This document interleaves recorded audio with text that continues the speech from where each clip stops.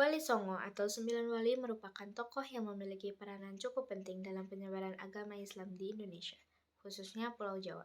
Bahkan saat ini Indonesia menjadi negara dengan jumlah mayoritas pemeluk agama Islam terbesar di dunia. Secara harfiah, wali berarti wakil dan songo berarti sembilan. Dalam penyebaran agama Islam, para wali songo ini berdakwah dengan menggunakan cara yang harus melalui dengan pendekatan, kebudayaan, kesenian, maupun pendidikan. Oleh masyarakat, para wali songo ini diberi gelar sunan yang artinya yang dihormati, adapun kesembilan wali sebagai berikut. Pertama ada Sunan Gresik atau Maulana Malik Ibrahim.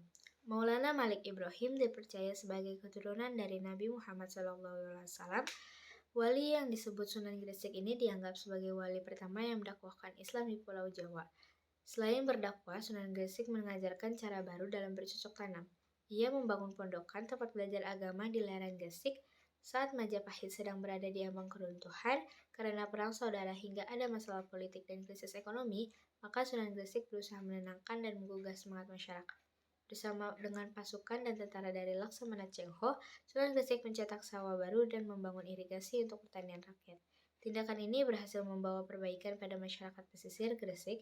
Melalui pendekatan yang halus, maka secara perlahan agama Islam dapat disebarkan dengan baik. Selanjutnya ada Sunan Ampel.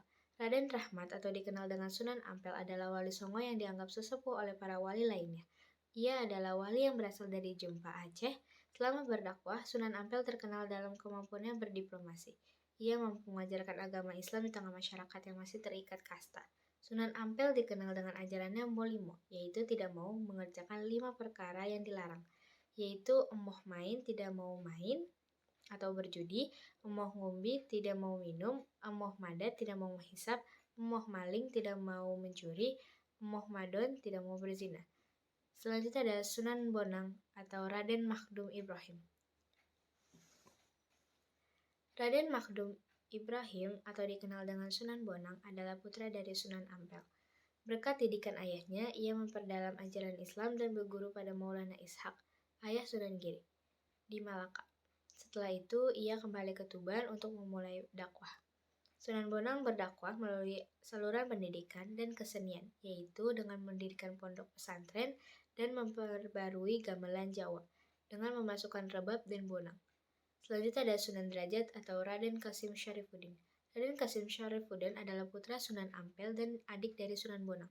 Sunan Derajat banyak berdakwah kepada masyarakat kalangan rakyat kecil. Ia menekankan kedermawanan, kerja keras, peningkatan kemakmuran masyarakat sebagai pengamalan dari agama Islam. Dakwahnya diselingi dengan tembang suluk yang berisi petua-petua indah dan mendalam.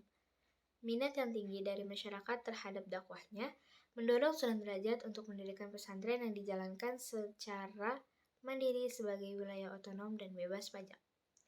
Selanjutnya ada Sunan Kudus atau Ja'far Shadiq.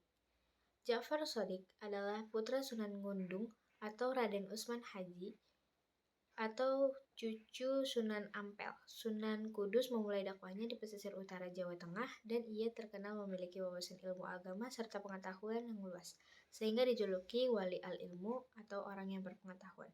Kecerdasannya itu membuat masyarakat memintanya menjadi pemimpin daerah yang kemudian dinamakan Kudus. Ia bahkan berperan besar dalam pemerintahan Kesultanan Demak sebagai panglima perang, penasihat Sultan Demak, dan hakim peradilan kerajaan. Selanjutnya ada Sunan Giri atau Muhammad Ainul Yakin. Wali yang termasyhur dengan sebutan Sunan Giri ini bernama asli Raden Paku. Sejak remaja, ia belajar agama di pondok pesantren Ampel dan berguru kepada Sunan Ampel. Ia mendirikan pesantren di Giri Kedaton yang berperan sebagai pusat dakwah di wilayah Jawa dan Indonesia Timur, bahkan sampai ke Pulau Maluku. Sunan Giri terkenal dengan dakwahnya yang membawa keceriaan, yang dimana di tengah dakwahnya ia menyelipkan tembang yang riang seperti cublak-cublak suang, lir-ilir, dan jamuran. Selanjutnya ada Sunan Kalijaga atau Raden Mas Said.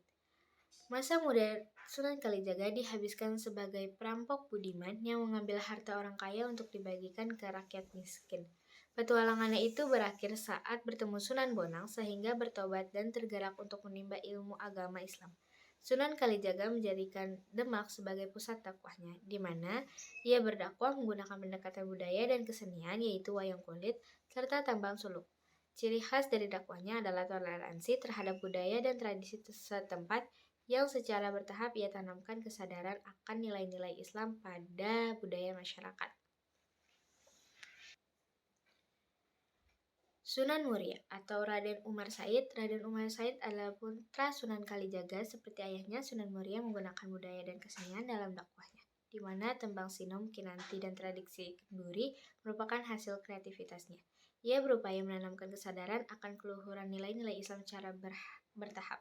Pendekatan disesuaikan dengan kondisi para pendengarnya yang kebanyakan berasal dari kalangan pedagang, nelayan, rakyat biasa. Adapun wilayah dakwahnya meliputi Pati, Juwana, Tayu, dan Kudus. Sunan Gunung Jati atau Syarif Hidayatullah. Sunan Gunung Jati merupakan satu-satunya wali yang berdakwah untuk Jawa Barat. Ia mengembangkan Cirebon sebagai pusat dakwah dan pemerintahan dalam pengembangan pusat. Ini kemudian menjadi Kesultanan Cirebon. Dibantu putranya Maulana Hasanuddin juga berhasil menyebarkan agama Islam di Banten dan Sunda Kelapa serta merintis berdirinya Kesultanan Banten. Sekian yang dapat saya jelaskan. Kurang lebihnya mohon maaf. Wassalamualaikum warahmatullahi wabarakatuh.